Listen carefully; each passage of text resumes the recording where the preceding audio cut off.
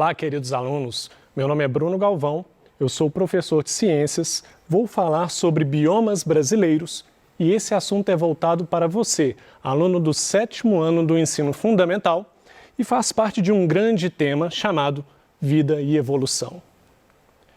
O objetivo principal desta aula é permitir que o aluno possa identificar a diversidade de biomas brasileiros, bem como suas principais características. Então é isso, nós precisamos entender quais são aqueles biomas brasileiros, mas antes de entender esses biomas brasileiros é importante entendermos o que é um bioma. E é o que vamos fazer agora.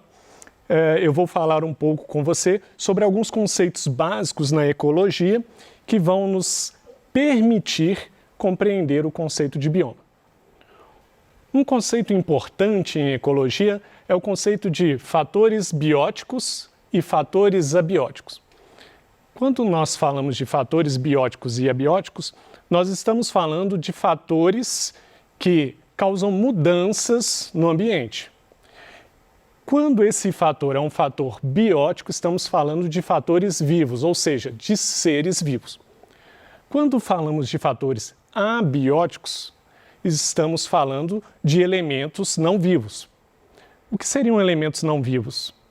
A chuva, o clima, a temperatura. Então, são elementos não vivos que influenciam o ambiente. Então, basicamente, nós temos essas duas ideias, fatores bióticos, que são fatores vivos, e os abióticos não vivos. Bom, quando a gente fala de ecossistemas, nós estamos falando de um dos conceitos mais amplos da biologia. Eu posso determinar que um indivíduo, ele pode pertencer a uma espécie ou não, mas um indivíduo ele é representado por um organismo apenas. Se eu falar em espécie, agora eu já estou falando de seres vivos que fazem parte de um mesmo grupo, da mesma espécie. Eu posso falar de população, e aí quando eu penso em população, eu estou pensando em vários seres vivos convivendo numa determinada região. E esses seres vivos convivendo ali são seres vivos da mesma espécie, seria uma população. Eu ainda tenho o conceito de comunidade. No caso da comunidade, eu estou falando então não só de uma espécie vivendo junta, estou falando de várias populações ou indivíduos de várias espécies diferentes se relacionando no ambiente. E finalmente a gente chega em ecossistema. O ecossistema é um conceito tão amplo que ele não só inclui esses seres vivos, não só inclui várias comunidades, várias populações, como inclui também os fatores abióticos. Então, quando a gente pensa em ecossistema, eu não posso falar que é uma pracinha onde vive um pardal, um cachorro, 3 gatos. Não, ali eu até posso falar que tem uma comunidade ali naquela praça, mas eu não posso chamar de ecossistema. Ecossistema, então, trata-se de uma região muito grande, que o clima pode ser bem definido e, além disso, você tem uma região onde estão vivendo vários seres vivos, várias comunidades, e a relação delas com os fatores abióticos, ou seja, com os elementos não vivos, como a água, o ar, a temperatura, o clima. Então, essa é a ideia de ecossistema, e quando nós falamos de biomas, que é o assunto principal da aula de hoje, nós estamos falando de ecossistemas. Então, os biomas brasileiros são ecossistemas brasileiros, eu posso dizer isso. Quais são os biomas brasileiros? Nós temos a Amazônia, Mata Atlântica, Pampa, Pantanal, Cerrado e Caatinga. Hoje vou dar destaque para os 3 primeiros, Amazônia, Mata Atlântica e Pampa. Os demais serão tratados na próxima aula. Vamos começar então com a Amazônia. Toda vez que pensamos na floresta amazônica, é comum pensarmos em árvores de grande porte. E essa imagem exemplifica bem isso. Bom, a floresta amazônica realmente ela possui árvores de grande porte e isso não é apenas uma característica da floresta amazônica. Nós vamos ver também em outros biomas aqui. Bom, a floresta amazônica então ela é a maior floresta tropical do mundo, abrangendo cerca de 7 milhões de quilômetros quadrados. Então destacam-se árvores de grande porte, e um exemplo é a castanheira do Pará, que pode chegar a mais de 40 metros de altura, e as seringueiras, que também podem alcançar mais de 30 metros de altura. São árvores realmente gigantes. Essas árvores costumam ter folhas grandes e perenes, né? Folhas que elas permanecem o tempo inteiro, mesmo com as mudanças climáticas. Bom, a maior porção da Amazônia está localizada no Brasil. Apesar de uma parte da Amazônia também incluir o Equador, Colômbia, entre outros países vizinhos, é importante destacar que o Brasil contém a maior parte da floresta amazônica. Possui a maior biodiversidade de fauna e flora do mundo. Olha a importância da Amazônia para o mundo, não só para nós. A maior diversidade de fauna, quando a gente pensa em fauna, estamos falando de animais. E flora, quando falamos de flora, estamos falando dos vegetais. Bom, a flora, ela pode ser fundamental para a descoberta de novos medicamentos. Substâncias dessa flora são sempre muito pesquisadas para a procura de medicamentos, cosméticos, entre outras possibilidades. Esse bioma compreende uma região constituída pela maior bacia hidrográfica do mundo, a Bacia Amazônica, que detém 20% da água doce do planeta. Olha aí outra grande importância da floresta amazônica, ou do bioma Amazônia. E aqui agora a gente está falando, olha só, eu falei ali atrás de fauna e flora, grande biodiversidade, fatores bióticos, a gente está falando de vida. E aqui quando a gente pensa em água doce, a gente está pensando num fator abiótico, a gente está pensando em água. Água não é um ser vivo, é um elemento da natureza que faz parte desse grande ecossistema. Qual que seria o clima da Amazônia? Bom, primeiro, quente e úmido, com temperaturas médias anuais em torno de 25 graus e elevada precipitação anual. Bom, se o clima é quente, significa que é uma região muito exposta ao sol, principalmente porque está numa região próxima à linha do Equador. Outra coisa que a gente tem que pensar aqui, essa exposição ao sol favorece o crescimento de plantas grandes, por isso árvores tão grandes. Claro que não só o sol é o suficiente para isso, mas sim, a luminosidade, a luz solar vai permitir que essas plantas tenham uma grande eficiência no processo de fotossíntese. Também é um clima úmido. Outra coisa que as plantas precisam para crescer muito. Se o clima é quente e úmido, isso está favorecendo, então, o tipo de floresta que se formou ali. Por isso, a floresta amazônica, esse bioma Amazônia, possui árvores tão grandes, majestosas. Bom, o solo é pobre em nutrientes e arenoso. Aqui, parece que eu estou contradizendo o que eu disse antes, não é verdade? Eu disse que a planta, para crescer muito, ela precisa de água e luminosidade, que no caso aqui tem a ver com calor também, por causa da região próxima à linha do Equador. Só que o solo é pobre em nutrientes e arenoso. Como eu explicaria árvores tão majestosas crescerem num lugar onde o solo é pobre e arenoso? O que é um solo arenoso? É um solo que tem muitos grãos de areia. Normalmente, um solo com muitos grãos de areia não é um solo bom para se plantar. Um solo bom para se plantar, ele tem que ter mais matéria orgânica e é bom que ele tenha um pouco de areia, um pouco de silt, um pouco de argila, tem que ser um solo mais moderado. E o solo é pobre. Como que essas plantas se mantêm, então? A verdade é que o solo da Amazônia ele é pobre porque essas plantas também elas gastam muitos nutrientes. Isso é um dos motivos. Outro motivo, lá chove muito. E a água da chuva ela acaba varrendo, vamos dizer assim, empurrando nutrientes também da superfície do solo.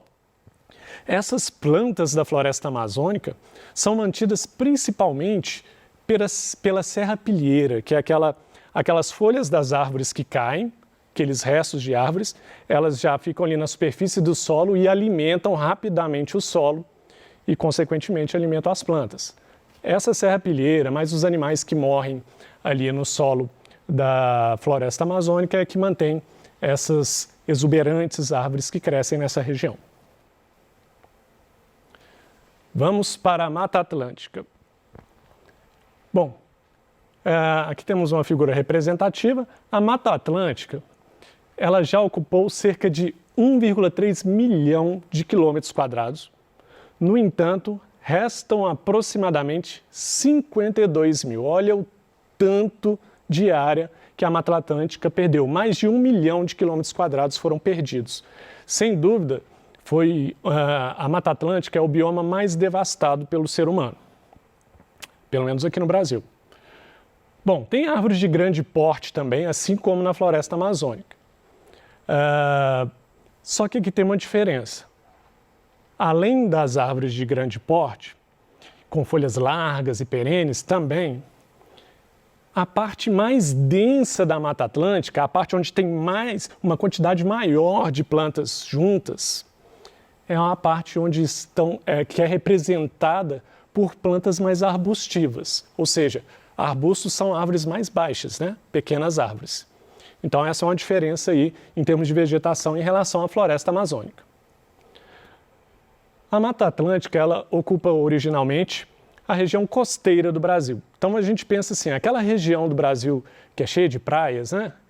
Rio de Janeiro, Espírito Santo, mas se você pegar lá do Nordeste do Brasil, descendo do Nordeste até o sul do Brasil, na região que faz encontro com o Oceano Atlântico, você tem a Mata Atlântica naquela região ali. Agora, é claro que a maior parte dessa Mata Atlântica foi perdida. Qual seria o clima? O clima seria equatorial, mas não em toda a extensão da Mata Atlântica, apenas na região nordeste do país. Esse clima equatorial também coincide com o clima da floresta amazônica, que é quente e úmido. Só que à medida que você desce, você vai ter nas regiões mais ao sul do nosso país o clima temperado. E aí a temperatura média vai variar aí entre 14 e 21 graus, dependendo da região que está essa Mata Atlântica.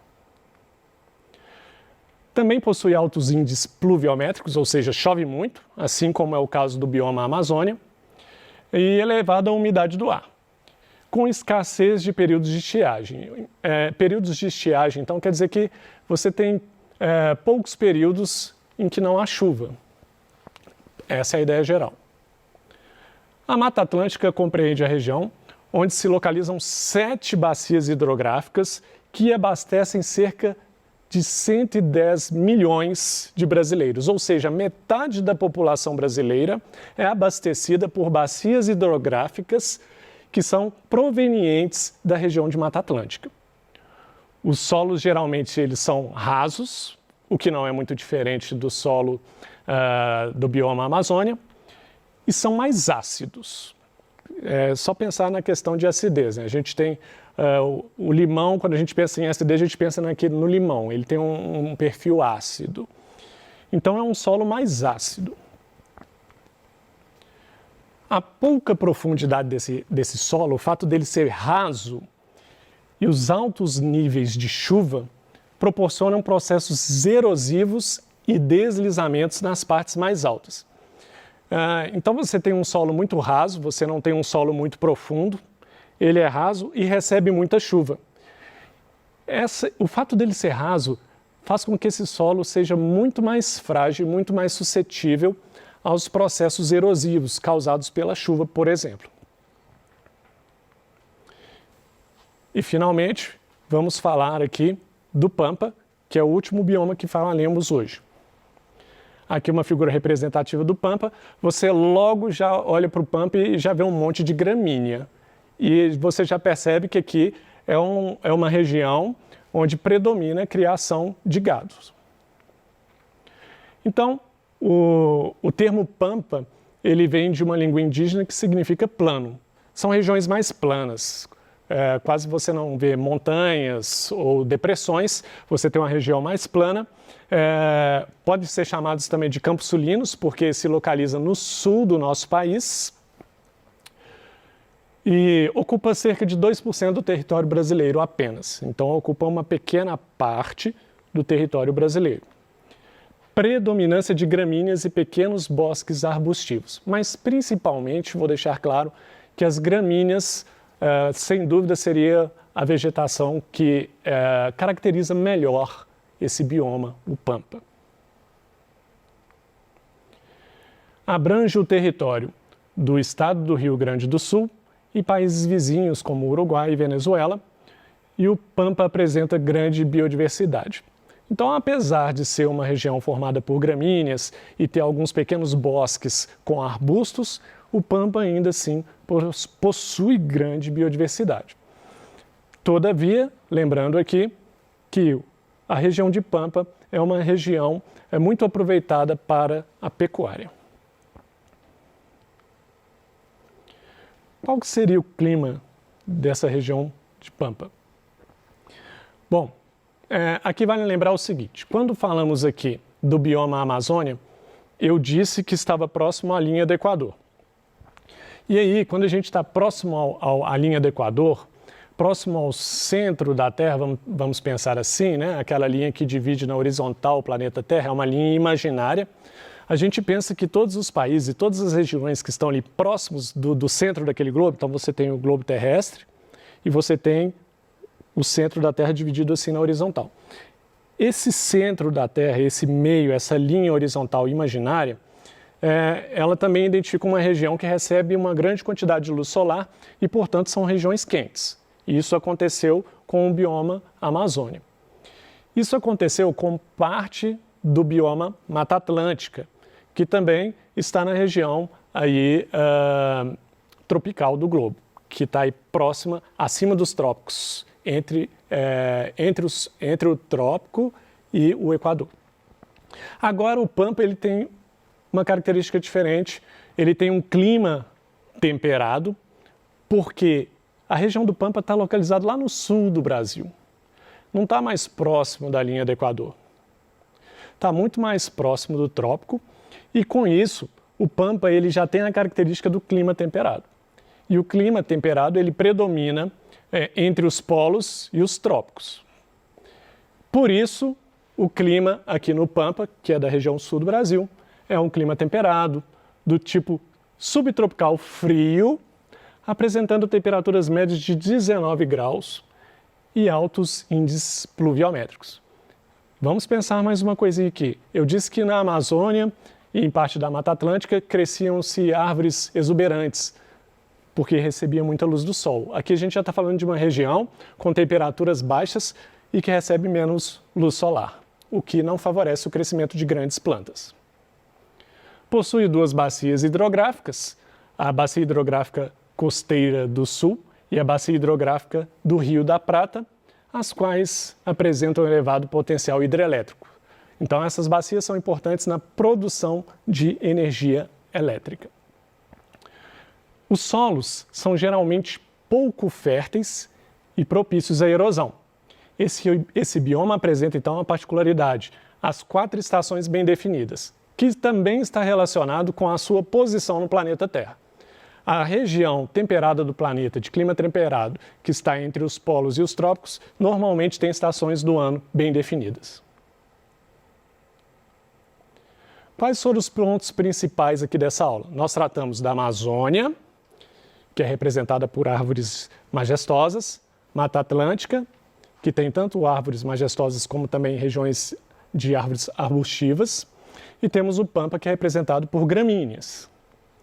E rapidamente vamos responder aqui 2 perguntinhas só para treinar essa ideia. Por que o solo da Amazônia é um solo pobre e arenoso? O que eu disse lá no começo? Arenoso porque possui muitos grãos de areias, pobre porque essas plantas majestosas utilizam muitos nutrientes do solo e, portanto, é considerado um solo pobre em nutrientes, além da quantidade de água que cai lá por causa do alto índice pluviométrico, ou seja, grande quantidade de chuvas durante o ano. E que tipo de clima está relacionado ao bioma de Mata Atlântica? A gente tem 2 climas, né, na Mata Atlântica. Quando está mais na região nordeste do nosso país, a gente tem um clima equatorial, e quando se aproxima mais do sul do país, a gente tem um clima de perfil mais temperado. Essas são as ideias que eu gostaria de tratar com vocês hoje. Eu agradeço a você e desejo bons estudos.